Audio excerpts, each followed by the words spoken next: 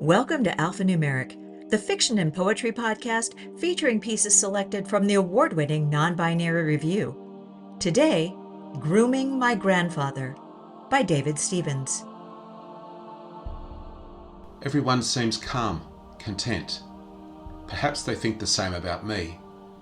Maybe we are all very good at hiding our thoughts. I brush his jacket. It is blue felt. The brush is too long for my hand, but I don't pause, I don't complain. It is a way of being close to him. My auntie slicks his hair back, the way he has always worn it. The comb is thin-toothed, with a wire handle, and leaves lines in his hair with its passing. My breathing adjusts, drawing deeply of the lavender scent of the unguent she has rubbed into his scalp. It is only in its absence that I notice the smell of sour water that had been haunting the room. He was shaved already. That was a job for the men, with the long blade and the strap. Still, my mother pinks his cheeks with a slap and a rub of cologne, and his lips rise in a smile. I pause, startled at the fact of his reaction. My auntie gently pushes my hand to resume its motion, and I stop staring. The flesh of his face is soft. I can see the indents as my mother's fingers gently press it. But at her caress, I picture an old wooden globe being polished. Oil is rubbed deep to bring out the grain and preserve it from cracking. I notice that the continents are not quite in the right place. Fading lines assert nations and states of which I know nothing. Amber hues give the illusion of warmth. Does no one remember? Grandfather sits in his armchair. Mum responds by stroking his arm. He stares straight ahead, only closing his eyes when Auntie teases at his Scottish eyebrows. He is not immune to such tricks of age, the chameleon shift of colours, hair fleeing from the pate only to emerge from ear holes and nostrils, and the ossification of the mind. Were we to shake his head, to grab those overlarge ears and toll him like a bell, I am sure we would hear a hard nut roll about in there, dulled just a bit by the coarse fibres extruding from its wizened skin. He would not allow us to do that, of course, but neither would he have allowed us to groom him like this, I am certain. Not before. It is not our place to notice the room. But why does the wallpaper hang loose in irregular strips? Why has the plasterboard been allowed to give way in places so the night finds its way in? I do not remember it being like this. He is permitted a blanket, but we have only our day-to-day clothes against the cold. It is not a cold that can be shifted by shivering. It is fundamental. The ache of it is an armour, thickening my bones, strengthening me. My presence is often overlooked and I gain advantage by it, learning what otherwise I could not. I heard among the boys that they, had pulled him from the river, roaring he was, miles downstream, whereupon he had extruded gallons of dark water. Nonsense. Him, caught like a fish, he would have splintered the hull before they had him on board. He would have torn through and dragged them all to the bottom. He is still, not passive. He is ironbark, he is carved oak, his immobility a reflection of his density. Would you have him move? Would you have that head shift and those eyes catch you in their gaze? Would you risk him rising? I learned the deeper story, not for common consumption. The men walked barefoot where the tide retreats, at first ankle, finally knee deep in sodden clay, far, far away. Their trousers were burned afterwards, good for nothing and stinking. They reached a spot they knew beforehand and rescued him from the sucking mud, pulling him out at great risk after titanic struggle, like a buried treasure. And they lay in the filth for an hour after, spent, preparing for the return journey on which they must carry him. It is hard to picture the mechanics of it. Did they use ropes? If they hauled him out, pulling like donkeys, how did they find a place amongst the clay to hold fast, to bear them?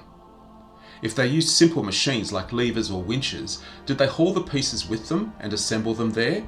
And having finished, exhausted, did they abandon their tools? Neither story explains why he was there or how they knew where to be. Neither answers my basic question. We cleaned him and massaged his gums, a delicate intrusion. If he bit down, he could hold forever. Would they cut clean my fingers to pull me away? Or would I have to move them back and forth until the bones gave and the skin split? One could not stand like that forever. All of his teeth are still there. Unwilled, my tongue probes a gap between my own. I have fallen short. If my mouth held an ocean, could I induce a coral to bud there to fill the hole with pretty pink polyps? But how could it be tamed so that it did not colonize the whole of me, so that I did not overflow with the reaching shards, so they did not break through my skin and protrude haphazardly from my mouth? Sharks lose teeth all the time and they are replaced. Internal machinery pushing reinforcements forth again and again so that the rows are never left unfilled. Could there be a man like that, never stopping? They say he has spoken, but it was not to me. My mother bends and kisses his forehead and smooths the twill shirt covering his chest. It is not plain flesh beneath there. From the sound of the fabric against his skin, I imagine ridges, a corrugated landscape of hardened dust thrown up by centuries of howling winds. What if beneath he is carved like a totem, faces and talons gouged into his skin? What if we were insects with jewels as facets of our exoskeletons, burnished and indelible, lasting beyond our lives?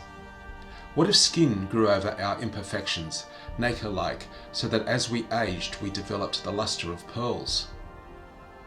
My mind invents a race of people who have convinced themselves that they are the dead. They emerge only at night and go about the expected business of dead folk. Their terror at discovering the death of one of their own. They poke at him with a stick, but he does not react. They have avoided nothing, only life. Still, perhaps it worked for that one fellow who never knew what happened to him. Perhaps the others can forget about him if they try hard enough. How to return to such an ignorant innocence? Has everyone here forgotten? I think these things as I brush. We go about our tasks. We ignore the exposed beams of the room, the peeking through sky. There is no light above us. There is no electricity here. No stars.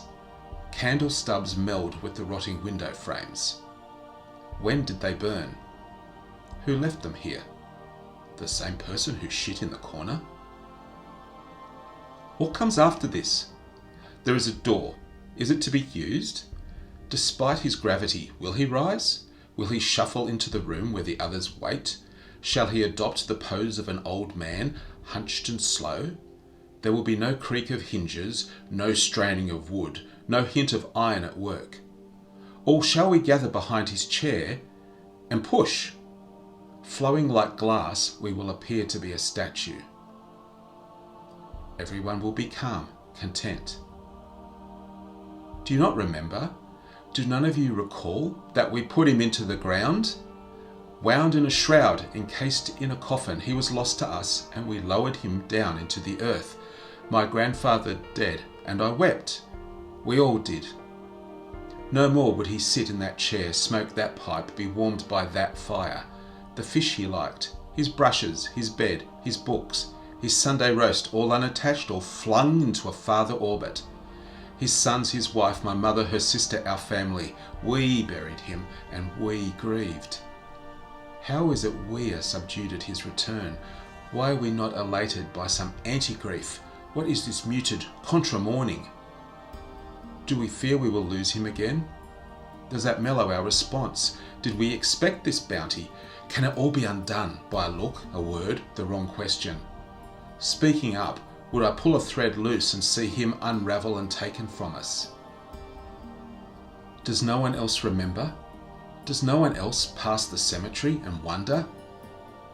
Thoughts and questions nag me. What is it that they are not saying? Is this the way it's going to be forever? This has been Grooming My Grandfather by David Stevens, read for you by the author. Our music was Heaven by free-to-use audio provided by Pixabay.com. Alphanumeric is a production of Zoetic Press and is mixed and mastered by our fabulous production team, Madison Ellingsworth and Lee Quintana. This piece is from our upcoming issue 37, False Memories, which you can pre-order from zoeticpress.com. Do it before August 31st and get 20% off. While you're there, check out our other issues, all of which come in a 3-format bundle that can be read on any device. If you love us as much as we love you, please support us by giving us a rating and leaving us a swell review on your favorite podcast app. We'd appreciate it more than boys love their grandfathers. You should also subscribe so you don't miss a single episode. Non-binary review, because humans are hardwired to tell stories.